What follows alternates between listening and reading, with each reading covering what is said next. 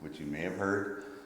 Chia is a donor in that partnership, and they also provide their technology and services to the SDG Data Alliance countries and partners.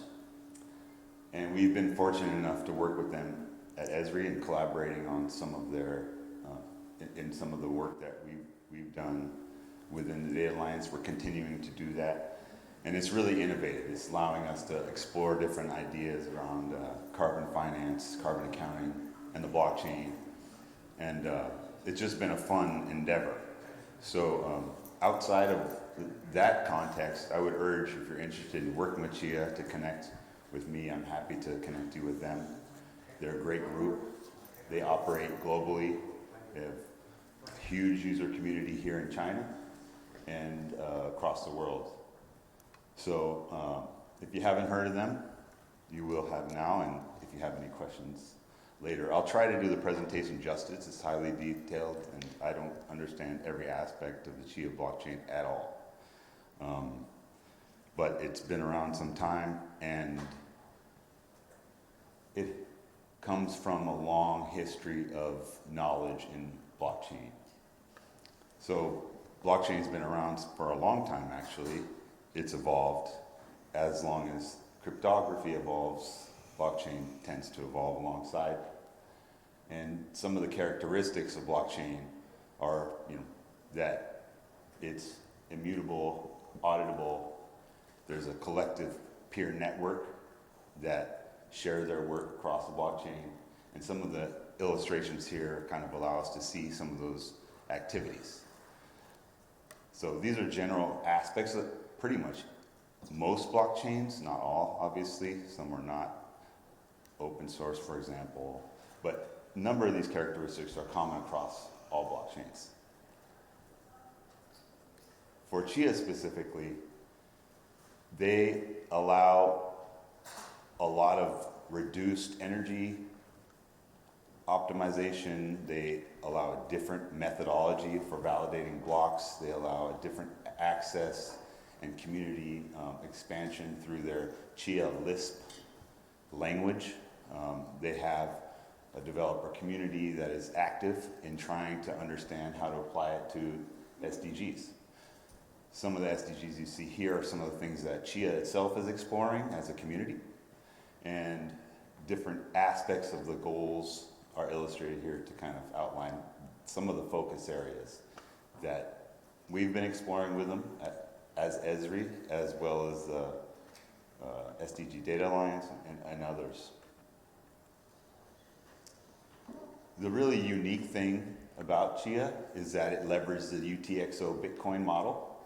And I think that is a highly unique characteristic because it allows the ability to be extremely efficient and accurate in terms of how different blockchain executions are handled on the Chia blockchain.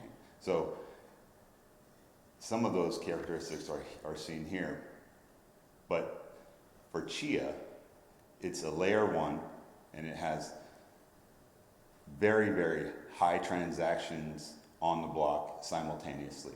And these are extremely unique characteristics if you look at a lot of other blockchains, particularly layer 1. The UTXO model is mentioned here, some of the details of how that is applied, and how the transaction fees are, according to the Chia blockchain, are handled to address some of the characteristics and benefits of the blockchain for Chia. Also unique is that for Chia, it's not like Ethereum. Ethereum front runs transactions and validates them on the block. Chia validates transactions simultaneously. So it's really difficult to. It's more secure than, say, obviously layer 2, but even with layer 1 blockchains, Chia allows that simultaneous transaction to take place instantly. And some of the characteristics, again, are listed here. It's highly decentralized. They have more nodes than blockchain.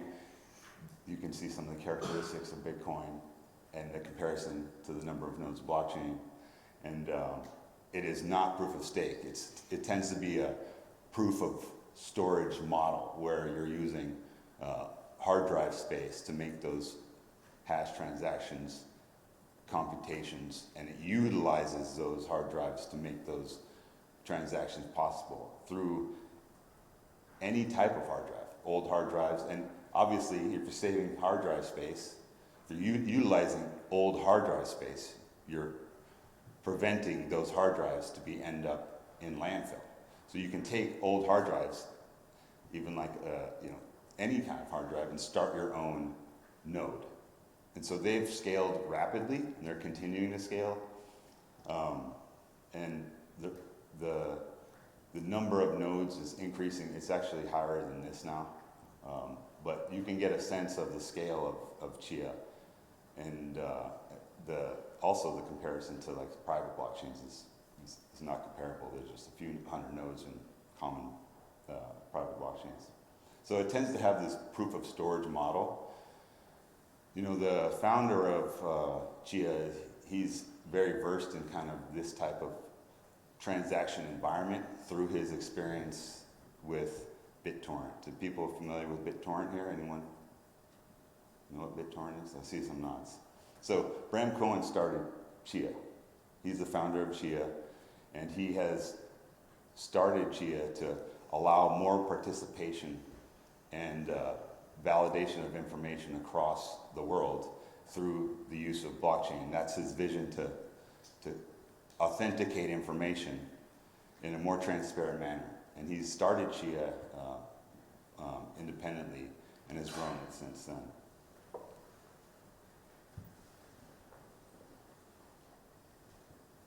So, some of the characteristics of Chia listed here around auditability, data storage, relational data. I won't talk to each one of these, but this can give you a sense of the characteristics that are taking place on the Chia blockchain and the different, these are common characteristics, but some of the things that Chia allows.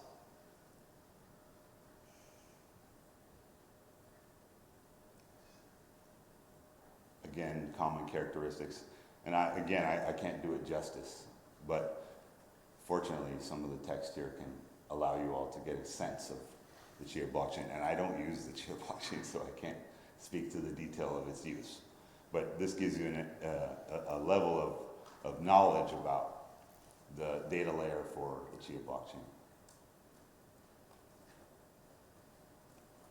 So one focus is, trying to increase transparency through more participation and allowing more people to become part of the community. And this is just illustrating reducing barriers of entry, building a community, trying to encourage market participation and trust in a general sense.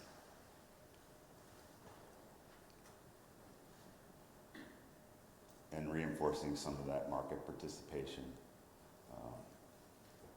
around the blockchain environment and the scale of it. If you take the scale of the blockchain for the market, for example, for blockchains, the $2 trillion in liquidity of cryptocurrency markets is about equivalent to the beauty sector. If you think the beauty sector as an industry, it's about the same. So it's a huge market, and we all know that. And it's increasing, it's not going away anytime soon.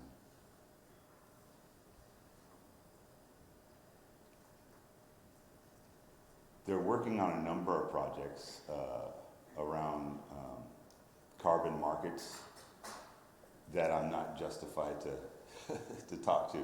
But with World Bank, I believe it's the GEF, and they've been working with them on some of those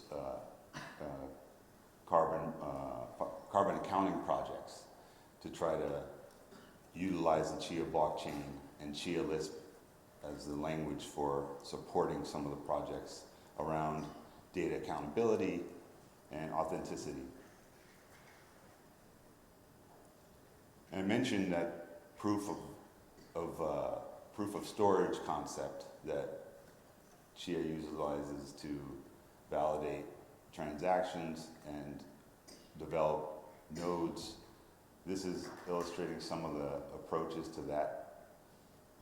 And obviously through that type of transaction, it's reduced energy costs significantly, but with the same similar model as Bitcoin, or in essence the UTXO model optimized to reduce energy costs and increase efficiency of the blockchain as a layer 1 for Chia, as Chia is. So this is just showing the cycle of how drives can be reused, and they have a circular drive initiative that focuses on taking old hard drives from different hard drive providers like Seagate and others to allow the use of those hard drives to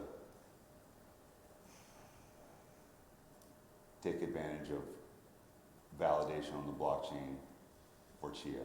So they have a massive relationship with most big hard drive providers, and that's been highly successful. I can't remember the scale of waste that they've prevented from landfills, but it's significant.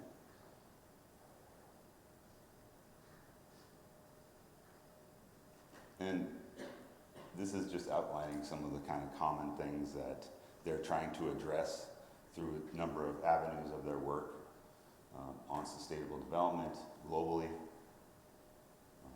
Kind of common things for several of us that may be familiar with how blockchain works. So again, I can't do it justice. I was asked to present this kind of because they are not able to be here. But I'm happy to put anyone in touch with them that wants more detail and wants to work with them directly. They're a great group. They have offices everywhere. They have a developer community everywhere. They have tens of thousands of developers in China, actually. I think their major city for activity is Chengdu. So please, if anyone has any questions, happy to put you in touch with them. The next presentation is on GeoBlockchain for ArcGIS, which is a little more familiar with me, for me. I'm not the Esri blockchain expert, but I can talk to it generally. The blockchain community has been active in Esri. And we've had a lot of people requesting Esri to utilize the blockchain for multiple purposes. So we've been exploring the use of the blockchain for several years now. And it's growing. We have some really good opportunities to leverage it in the Esri environment. And there's some really exciting work going on. I'm Charles Brigham. You may have seen me on the presentation sheets and information, but I handle some of the blockchain work that we do in the context of the SDGs. Most people don't know about it because they're not applying the blockchain to specific SDG initiatives, but there are some that are active. Again, mostly through the SDG Data Alliance and some of the other multi-stakeholder partnerships that we're involved in. But if you want more information on our blockchain work in sustainable development, that's something we can talk about. So we know that blockchain allows more transparency, more immutability, more trust. But at the end of the day, it's dependent on the owner of information and utilizing the blockchain for that information. So if you look at where we're headed with all these different things around AI and big data, we're going to need something that can provide trust and accountability and transparency around data, information, digital assets, and anything that is tangible. So, for example, for regenerative AI, blockchain is going to be one solution that's going to help us address that. Fake news, blockchain is going to be one thing that can help us address that, because you can utilize the blockchain to authenticate information, know who the owner is, and know that it's being manipulated because it's transparent and accountable, if you can spot those anomalies through the blockchain.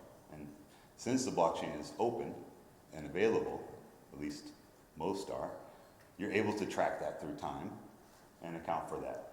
So for us at Esri, information comes into our platform, or comes into a platform owned by a person or group or organization, and we want them to be able to account for where that information came from. So as many of you may know, we're a location analytics company. We focus on geospatial information. We want to take advantage of that immutability, and we're trying to apply that to our platform as a whole. And that we're starting at different aspects of the platform, but we're really trying to focus on the whole location analytics workflow. So that, in essence, we're calling the geo-blockchain. The geo-blockchain is a combination, obviously, of GIS and blockchain, and we're essentially geospatially enabling the blockchain and providing different characteristics of that through the use of our analytic tools, and breaking down those analytic tools to see where blockchain can be applied, because it can't be applied to everything, right? Some of the workflows of how that actually occurs and the process we're thinking through to identify that, I'm not going to talk about every one of these points, but essentially this is just a general workflow, looking at from identifying the problem to communicating the findings, and redoing that process iteratively until we can come up with a solution that can be beneficial for our users across different industries. Esri supports 50 plus odd industries: aviation, defense, transport, water. There's lots of different industries. And in those, there's different opportunities to use the blockchain. So we're applying different processes, but essentially this applied research method across these different industries, and the use of blockchain to identify where we want to focus on the benefits, the immediate benefits of the blockchain. This is also part of our larger geo-blockchain strategy, and we have filed for a patent to utilize the geo-blockchain language and methodology. That patent is in process, as you can see, and we're already applying it in certain areas as tests, but this is a formal process. So this is something that you can look forward to in our technology as a feature that could be useful to your work if you're using Esri technology. And if you think of things that are more simplistic for the use of blockchain, like supply chain management or some kind of logistics, postal services, number of different typical uses for the blockchain, land administration. Those are common uses of the blockchain already. Those projects are already going on, and you're able to utilize our technology in the context of those use cases pretty much already if you're versed in blockchain. But what we want to do is try to provide a solution around the geo-blockchain that our users can immediately access in the platform, and eventually make that solution more mainstream and easier to use, because blockchain isn't the most user-friendly environment for anybody to interact in. It's extremely difficult. You have to do a number of different things to understand it and then apply it, and many people just simply can't they're not, the barrier of entry into the blockchain is extremely, extremely difficult. The barrier of entry is high. So, what is the geo-blockchain? It's going to be, again, it's going to be a capability that's in the platform. We want to reduce the barrier of entry, so we're trying to figure out what is the best way to incorporate the capabilities of the blockchain as our users work through the creation of information products, services, applications. How can they utilize the blockchain without, increasing their workload? So we're trying to figure the best methodologies out to do that, and that's what the geo-blockchain aims to do. Again, leveraging existing blockchains, where we've been focused on Hyperledger, which is by the Linux Foundation for a number of years. We have other, like Chia and many other blockchain providers that we're working with to understand how to easily or better incorporate the capabilities of those blockchains, as there's so many. So how does it work? There's the creation of information, there's the block and the hash, and the next block is connected to the previous hash. These are kind of the common structure of how it's transacted on the blockchain and the different applications that it can support. So this is really just outlining the hash function and how that executes in a graphical manner across the platform as envisioned, and how we're envisioning what that might look like in terms of our users. So again, all the aspects of our platform we want to take advantage of in these blockchain, and this is something that we're building towards as a part of the whole platform. So if you're using applications to discover, use, make, share information, geospatial information, we want you to be able to take advantage of the blockchain capabilities as you work through those processes.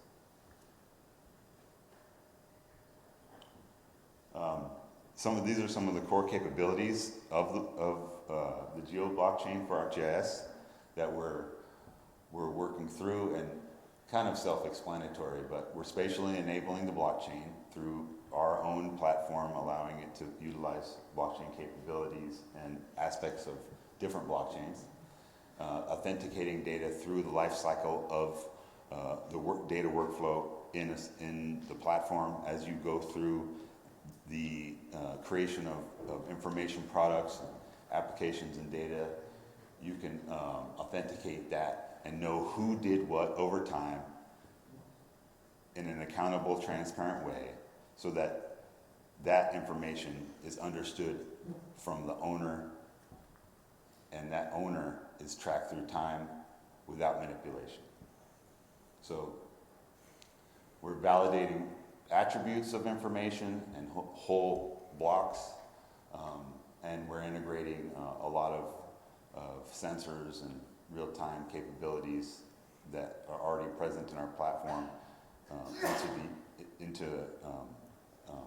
that process, and utilizing blockchain across the enterprise platform that we support, which includes obviously some of our cloud, mobile applications, and desktop tools. We do have a badging capability, so for example, you create a web service and you want to authenticate that web service on the blockchain, you're able to do that, and you'll have that badge to say this is authenticated on the blockchain. There's metadata associated with that, and you can track that through time. I think there's an example maybe in the next slide. And we want it to work with multiple data layers and multiple data types. That's kind of self-explanatory. We want it to work across all types of different data and throughout different layers of information. And inevitably, I think one of the key points here is we want the single version of the truth, which is what the blockchain really allows. And that's why we really want to take advantage of it at the end of the day, to build a trusted network of people and users so that we can have faster information, fewer errors, more authentic information, and more accountability. So, as I mentioned, there's a lot of things going on in the world. We all know there's fake news, and we can, I can put a picture in DALL-E or whatever AI application, and they can have a picture of me sitting in trees across the world that I've never been in. So as these types of regenerative AI capabilities become more pervasive, as information like this becomes more pervasive, we're going to need ways to authenticate information. And this is what we're really trying to get at. So I mentioned badging. If you create services or applications or web maps, things in our platform, we want to make sure that the ability to utilize the blockchain and know that is apparent in your work, you're able to validate that. And that badging is going to be in ArcGIS Online and our cloud platform. So all of the users, when you're going into the plethora of data that is in, say, ArcGIS Online or Living Atlas, there'll be capabilities to show every user whether that data is authenticated and whether the data has been changed, whether the metadata has been changed, and track that over time. If that has been changed, you'll know because some of the characteristics already in the metadata will tell you whether it's been changed or whether the authentication has occurred in that life cycle of the information. So I mentioned there's a bunch of use cases. I do want to point out our GeoBlockchain expert has been working on a number of different use cases that you can take a look at. I wanted to highlight a few here because they'll go into much more depth than I can on how it's used right now. This is on supply chain, tracking products over time as using dashboards and different applications to illustrate that. So every location is tracked, that's validated on the blockchain. It's immutable, you can look at the record, you can see that it's not manipulated and trust that information as true. Another example is land administration. This is kind of an easier one to understand because you're just authenticating ownership. Every time you use the blockchain anyway, you're authenticating ownership. So with land administration, it's pretty straightforward. You have a certain area that's yours, and you use cryptography to authenticate that information as yours, hence the blockchain. And that helps to reduce redundancy, reduce corruption, theft. A lot of different aspects of transparency are addressed there, and it's open.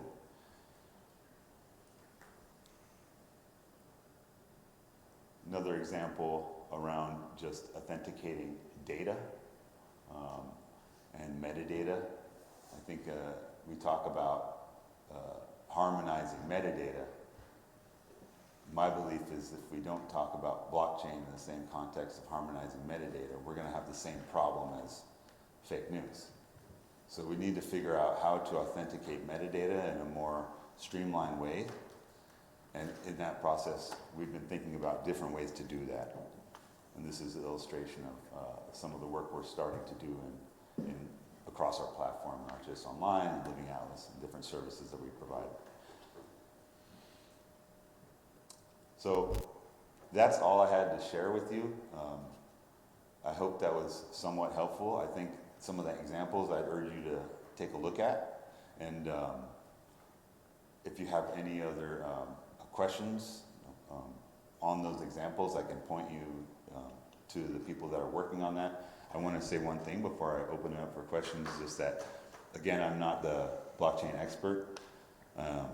I do know about it, and I have some interesting work in that space going on, but the gentleman that is the blockchain expert at Esri, his name is Brent Jones. Brent Jones has been working in land administration for a very long time, and he's leading our geo-blockchain effort, and I'd be happy to connect you directly with him if you're in the blockchain space specifically, because that's interesting to us, and we're looking for more collaborations across Esri, in our multi-stakeholder partnerships, and with our users, as some of you may be, to try to connect you with those people that could support some of the work that you're doing and the use of the blockchain in that process. So I'll try to answer any questions, maybe. I'll take a few questions from people if they have any, and I hope it was somewhat helpful. So I want to just thank you for being here on Thursday at the end of the week talking about blockchain. I would have been much fresher if it was Monday or Tuesday, but it's Thursday, so I apologize for the brevity in some of this. Please, questions? I think you had the first one. Go ahead. And I would urge everyone to participate in answering the questions, because I certainly can't answer them all. My name is Gerald. I'm in the information system space, and one of the things I do want to ask is in relation to health and the blockchain. I think this is a discussion all of us. Blockchain in some cases has been, the rigor ranges is from one person, like two people, one person to the other. How do we create team working using blockchain technology? And in this case is how do we provide collaboration of teams? And that I'm coming from the perspective of algorithmic management, because you've seen, for us to advance and authenticate information, we need to work either in R&D in teams, or in health sector, doctors need to collaborate information with each other. At the same time, you need to protect that information from some of the issues you highlighted. So how do we maximize or implement team working within the blockchain technology? Because that gap is lacking within the blockchain space. So how do we do that? I mean, I could take a stab. There may be others. First of all, blockchain doesn't work without a community. It can't. You have to have a community of users to make a blockchain useful. I mean, Chia, for example, they have their own programming language. They have their own community of users, and that community of users supports different sectors. So there could be users that focus on health in that community. So if you're looking, you're going to use a blockchain or the use of the blockchain, you're going to have a community around that blockchain.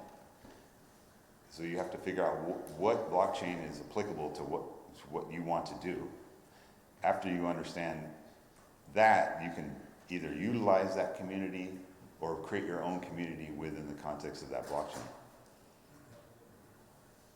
Does that make sense? Or anyone else want to take a stab at that? And is there any other questions, please? But I hope that was helpful. Not community, but team whereby the information is collaborated. Let's say between the experts collaborating that information amongst themselves, whereby community is, it works within community, but among teams, let's say me and him accessing that information, that aspect is that, but as a community, all of us accessing and within that platform, yes, that is working. But as a team, let's say we get information from him, but the three of us are able to get that information, put in our input to address his issue. That is what, maybe, that's how I'm addressing the question. That level of team working. Well, I think that already can happen on the blockchain. There's nothing preventing you from creating a community of one to many users. So you can, maybe I'm not understanding the question correctly, but if you're trying to create a community of users that you know you want to talk to, you can do that through creating your own blockchain if you want. It depends on the scale of what you want to do. I don't know exactly how to do that technically, but the capability to do that, to create your own communities are there. You know, you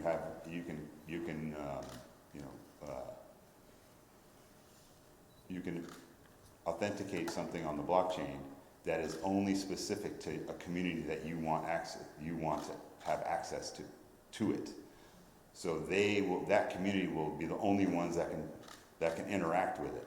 It's like, you know, this is a good example of NFTs. You can create an NFT that is only for that community.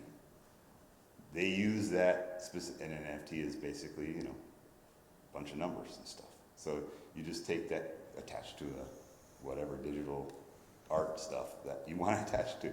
And that specific block is accessible to that community. So you can create that yourself and proliferate that to your specific set of users. Those specific set of users have to have that specific association with the cryptographic hash to be part of that community. So it's easier to show it. I mean, NFTs are actually a good example of that because they are essentially creating communities on the blockchain. I create a 10,000 Bored Apes. I'm part of that community. No one else is. So you can do it multiple ways. I'm just using digital art as an example, but essentially you're using the blockchain to create a community. That's a simplified way of saying it.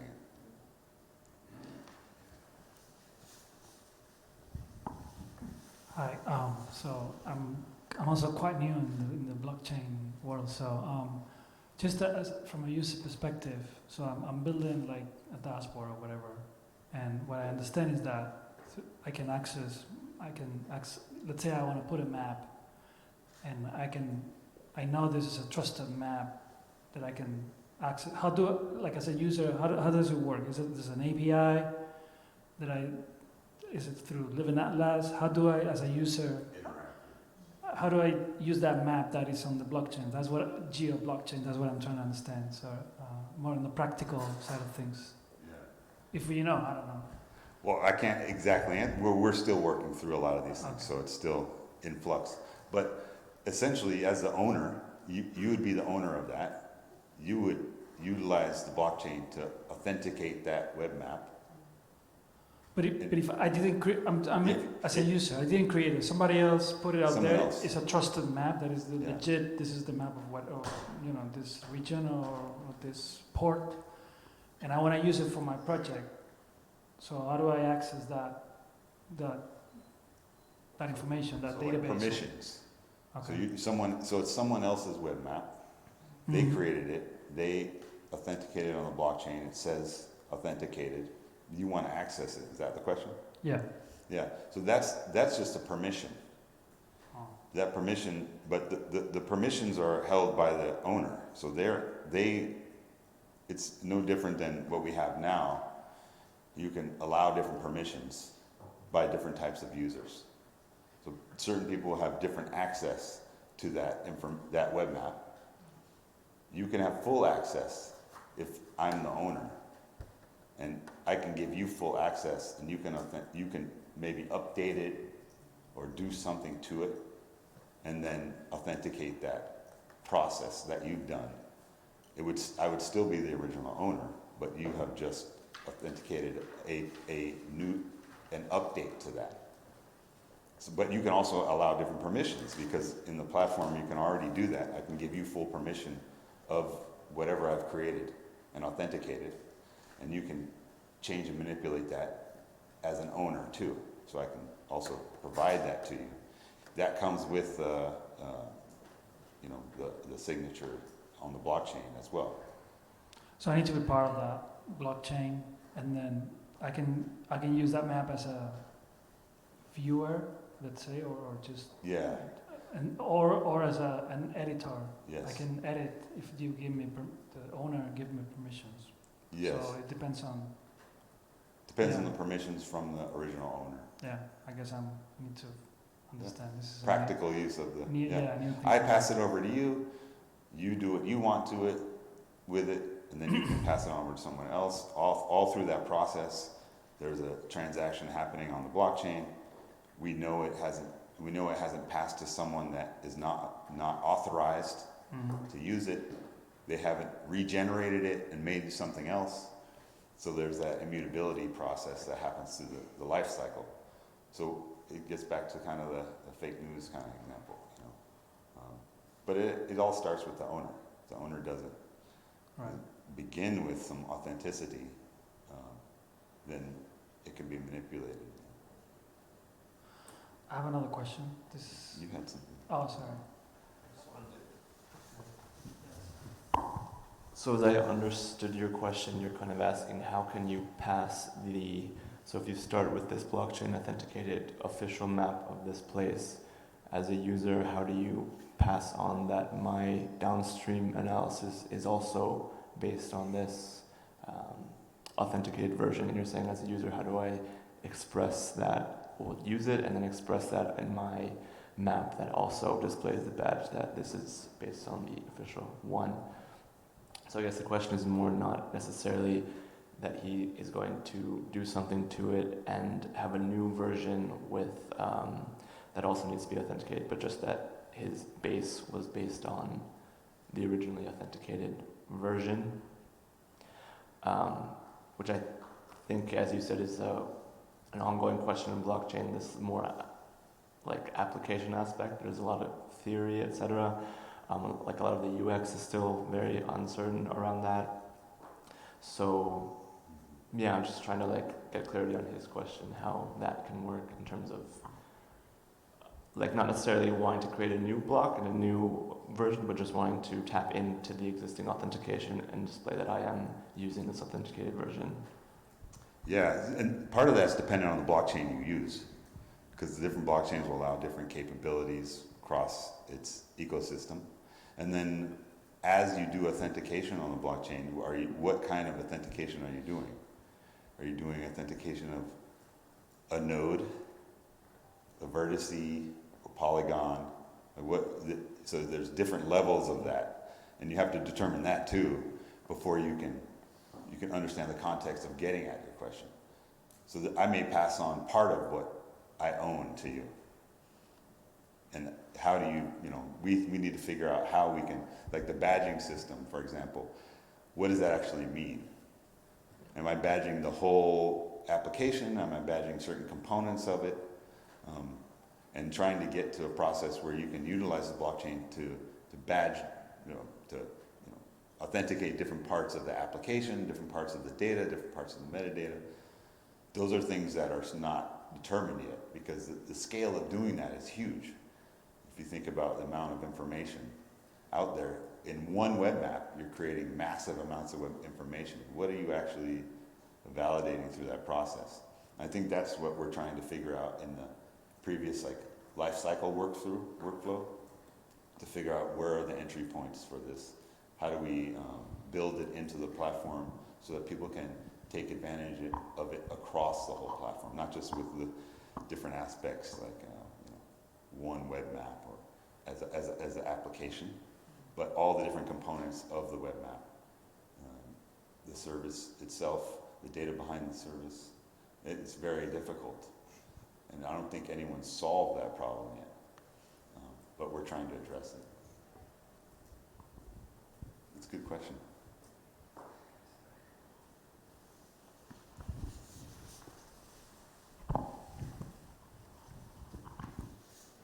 And again, I'm doing my best here. So. Well, thank you for the presentation. And I just one quick question. You put the data. Does your customers have the willing to put the data on the blockchain? Does they have the security issue or security concern about this problem? Put the data on the blockchain, especially the GIS data. I think the GIS data is more, they were concerned it's more sensitive data. It's not very public one, so you put the GIS data or the sensitive data on blockchain. Does they have the security concern about it? That's up to the user.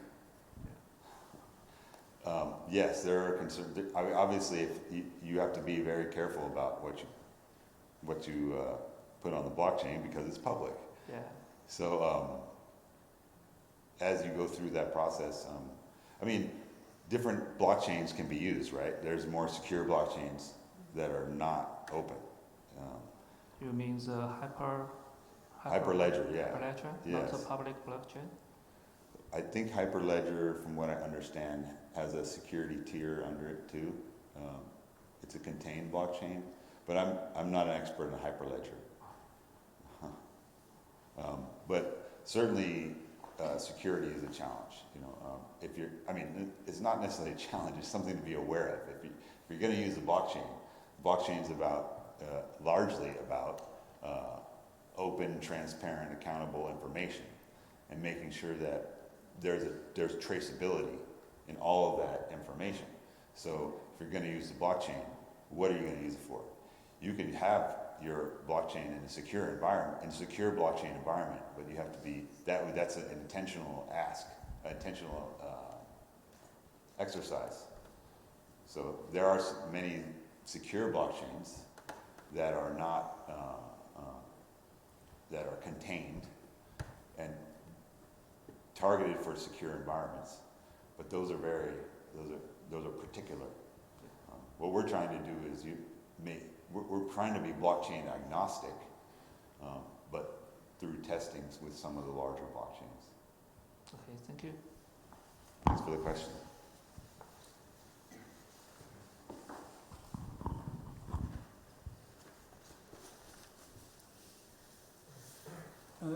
Thanks, Charles. This is very interesting. I'm another one of these people that doesn't know an enormous amount about blockchain. So this is all quite new and a learning experience for me. But I guess my question is, and your answer may be yes and no, or in the context of what we're talking about, are we talking about storing the data entity of the object, the file in the blockchain, or only the metadata that's associated with that file? So it's essentially much more intelligent and complex file history, but the file itself is still stored some other way. Or both possible, and that's maybe what your answer will be. Yes, if Brent is watching this, I hope he's not rolling his eyes. But no, I mean, normally you don't store data on the blockchain. It's just too heavy. So you're really just storing parts of the metadata, or the metadata itself. Now then you can use other environments, you know, in decentralized environments to store data like IPFS or others. You can use those systems, Pinata, there's a bunch of different ones, to store data on a decentralized way that is associated with the blockchain you're using. So, but most all the time you're storing metadata, maybe small bits of information, small amounts of data. That's why when you see a lot of the products stored on the blockchain, they're usually not large. You know, you don't see a YouTube video stored on the blockchain normally. While that's happening, and that's evolving, and I may be wrong in saying this, but I think over time, you'll be able to store larger things, and infrastructure will be able to support it. The problem is that in a decentralized environment, the longer you store things, the deterioration of information over time happens, and it becomes difficult to assemble it back. And that's a challenge that like if you look at, Pinata is probably the one that's trying to solve that. Pinata is a storage capability for the blockchain, and they're trying to address this, but they have that problem. I'm not familiar with anyone that's like fully solved that problem. And if anyone is, I'd actually be really interested to know. But that's a great question. I think it's important to understand that too, because the metadata here is the key. And as we go into this environment of regenerative AI and news cycles that are being manipulated and changed, we need to be able to know what to draw from to utilize the authentication of the blockchain in the right ways. Yeah, thanks. Please. Yeah. Hi, Jude Khattab, UNDP Syria. Yeah, I have a question related to the fake news. When you mentioned fake news, I was like trying to link finding the fake news in images, text, and using the geospatial imagery. So, like, can you like describe more about this? Because like using now blockchain, it just gives me the authentication part of knowing if this like imagery or map is authenticated or not. But comparing to like the images and the text, I have like other tools to know. It's not just to use blockchain. I can like use any detector to detect this image, is it fake or not, also for the text. But in here, it just gives me one aspect, the authentication part. But if it's not part of the chain, that doesn't mean like it's a fake or not, right? Yeah, it doesn't mean it's fake or not. It could be real. Yeah, so it's like, it's not like giving me this like aspect of like, no. One of the pros of using the blockchain will give me like, no, it will detect if it's fake or not. Yeah, it won't. It can't say yes or no if it's fake, but it can give the traceability of it, and that traceability is supposedly the correct information. And then you get into different blockchains. When you're front-loading transactions, you can actually manipulate some of the processes, and then fake news can persist. So we have to figure out also what the blockchain you're using, what capabilities of blockchain you have that you're using, and what are you using that blockchain for, and then figure out what level of security or authenticity you want to that will allow you to make the decision to say yes, this is real, or no, this is not real. And so again, it goes back to the owner really to kind of set that up. The premise, the bigger idea is just that as you work through your data processes, you're able to authenticate that information on the blockchain, and people cannot manipulate it, and you're able to see the life cycle of that and know that, oh wait, that's been changed, and it's not authenticated on the blockchain. The owner is this person, not that person. But what you're outlining is like it's more of a human problem. Thank you for the question. I wasn't expecting so many questions. Anyone? Please, this is the time to take questions. So. Just getting excited and understanding some of the question I had in my project. The question is, when you bring about the issue of authenticity, and let's say you're able to trace back from a source, what if the initial broke when the information was keyed? How do you also verify that source where that information came from, that broke, was also genuine or legal? Because if you're talking about it, we can trace where that thing came from. What about, how do I know even the source? Because here we are talking about data. That source of that block was also under the parameters. Or, in this case, in the health sector, how do I know that the patient who entered that information or the hospital was the right person, or the person was qualified to give such information at that point? Yes, that can be done through identity, but anyone else want to try to address that?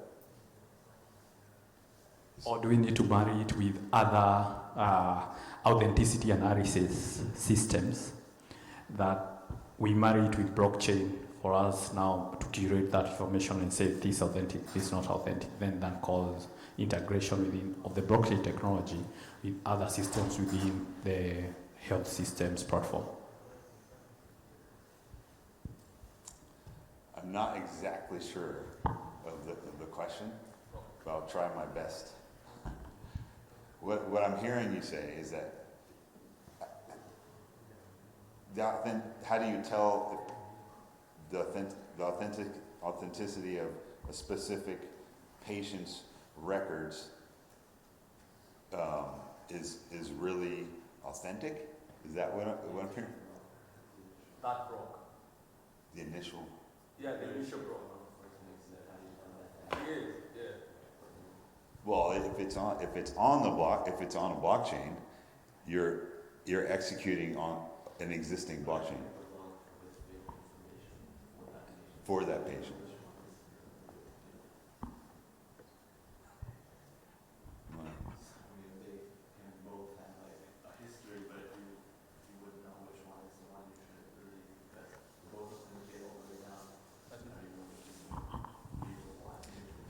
So again, it has to go into, it goes back to the owner. What are the system that thank you. Blockchain is not going to solve all the problems. It's just a form of authenticity. So if you're able to associate that authenticity with systems that are already in the process of being authentic, you have another layer of security. But you're not going to solve all those problems. You need to have the checks and balances before even that. But one thing that you could do in that instance is say in the blockchain metadata have a patient ID, which is one of the components, and those patient IDs can be verified against the medical records of the patients. And so if you have like a generative process of creating the patient IDs that the hospital uses, that can't be spoofed, so you know if it has a correct patient ID, then that is the correct block. That's one way, but as you said, blockchain is just really one component of that process, and it can be plugged into your existing verification processes to ensure that, okay, the original generation is verified via the patient ID, and that we can verify within our hospital system. And then we can be sure that everything that record happens to it afterwards can be traced back to that initial one, so we know that that is the correct history of what that patient went through, and it can't be manipulated. So in combination basically with other methods of, yeah, exactly. And I would also add that that challenge is being addressed too through other types of validation.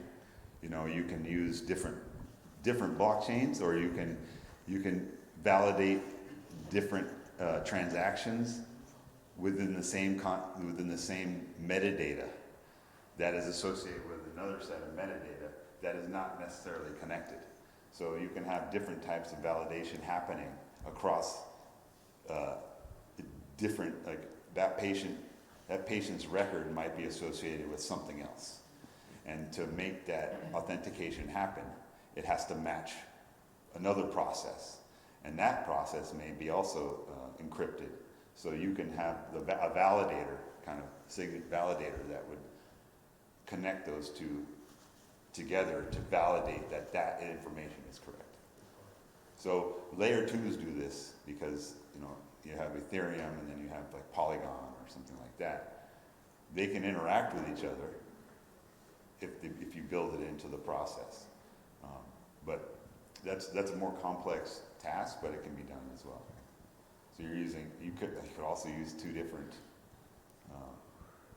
processes for validation. You can use an endless number of processes for validation. But like you're saying, it really comes back to what do you have in place to secure that identity, and then what will be the determination of authenticity. What is your determination of authenticity? You could also use things like the date of it. So if you're thinking of the medical records and what the incentive might be for someone to create a false record, potentially the doctor sees the patient that goes into the blockchain and they do something wrong in that session and the patient has a bad outcome, and the doctor now wants to change the record to kind of hide the mistake that they made. They could make a completely new record of that patient, saying with an alternate history without that viewing by the doctor, but then you could see the time created and say that he had a 2-year history before this brand new record, So even if he has the access to the information of the patient ID, etc., these other ways of identifying the patient, this time in this instance would be the one where you know that one of these is the correct one and one of these is not, because this was made 2 weeks ago, whereas the other one was made 2 years ago and the patient has a history. So even though there's 2 records for the patient, you have this, another method of saying which one is the true one. So that's another way that you could potentially distinguish between falsified records. Because the doctor has no way of changing the existing record. That cannot be done because he put it in the system, verified by the blockchain. He cannot change that. The only thing he can do is make a new record, but then that's now evidence of... Yeah, Right. they're caught. So the main challenge becomes at the beginning, how do we create that block? If that block is skewed, then the whole process will be skewed. So then that becomes a challenge of the block. Well, you would still be able to catch that. Okay. But I have to close, but I just wanted to say that my closing statement is, we are unique. So we have to be unique in how we use the blockchain. That's all it is. I mean, at the end of the day, we have to apply it with our own uniqueness. And hopefully we can learn all how to do that in our processes, because it's just going to, that the use of cryptography is going to increase, and we want to be able to take advantage of it. I want to thank everyone for being here. I really thank you for being patient with me as a non-expert, and I appreciate you again. Thank you.